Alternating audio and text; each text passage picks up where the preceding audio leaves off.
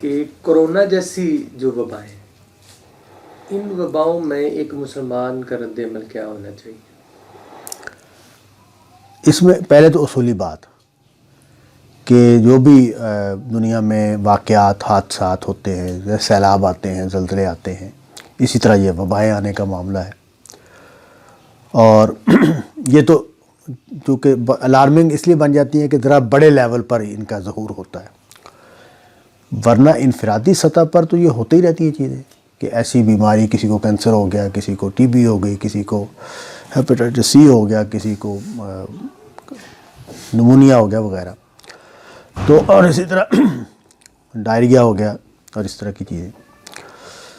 تو یہ سب معاملات دنیا میں چل رہے ہیں، یعنی اللہ تعالیٰ نے اجتماعی سطح پر، اس میں استاد غامدی صاحب جو ہے نا، ان کا جملہ بڑا اچھا ہے کہ جو اجتماعی سطح پر اس طرح کے واقعات ہوتے ہیں، جیسے زلزلے آتے ہیں، سیلاب آتے ہیں، وبائیں آتی ہیں، تو وہ اللہ تعالیٰ انسانی ضمیر کو انسانی لیول پر جھنجھوڑنے کا فیصلہ کرتے ہیں کہ بھئی لوگوں کو خبردار کیا جائے، لوگوں کو ابھارا جائے، سوچنے پر مجبور کیا جائے۔ تو اس طرح کے بڑے واقعات ہوتے ہیں۔ تو ایک تو اس میں عبرت کا پہلو ہے ان سارے واقعات میں کہ اصل میں دنیا کا نظام خدا چلا رہا ہے اور اس کے فیصلے نافذ ہوتے ہیں، وہ مداخلت کرتا ہے، اور انسانوں کی، یعنی اس موجودہ زمانے میں اگر ہم اس کو دیکھیں کرونا کی وبا کو،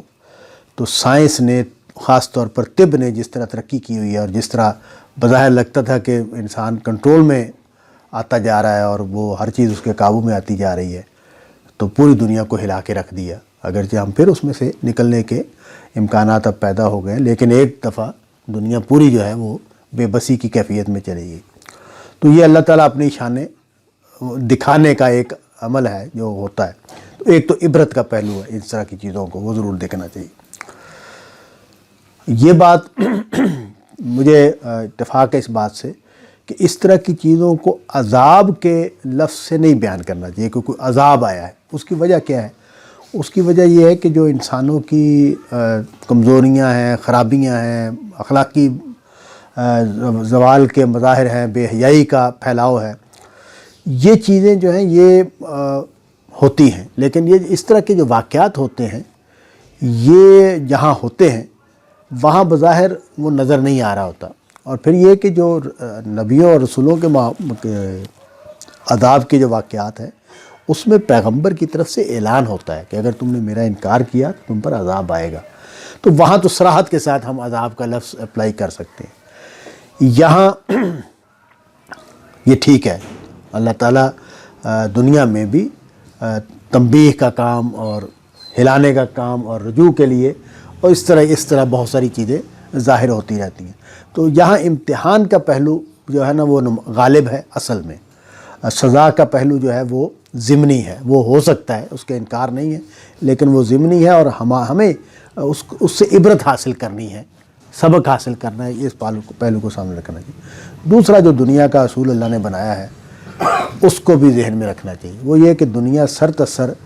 اللہ تعالیٰ نے تدبیر پر کھڑی کی ہوئی ہے، یعنی ہم نے پلان کرنا ہے، ہم نے محنت کرنی ہے، ہم نے کوشش کرنی ہے۔ یہ ٹھیک ہے کہ یہ اللہ تعالیٰ بار بار قرآن مجید میں اس بات کو واضح کرتے ہیں کہ تم اپنی تدبیر کو وجہ نہ سمجھو اپنے کسی بھی حاصل کی۔ تم نہیں کھیتی اگاتے، کھیتی میں اگاتا ہوں۔ تو میں یہ مثال بہت اچھی ہے اس بات کو واضح کرنے کے لیے کہ تدبیر اور اللہ کے فیصلے میں انسان مذہب کا شعور کیا ہے۔ مطلب یہ ہے کہ دنیا میں ہم واضح طور پر معلوم ہے کہ دنیا میں کہیں بھی ایسا نہیں ہوتا کہ ذمہ دار جو ہے وہ کھیت میں ہل نہ چلائے، بیج نہ ڈالے، پانی نہ دے تو فصل اگ پڑے، ایسا کہیں نہیں ہوتا۔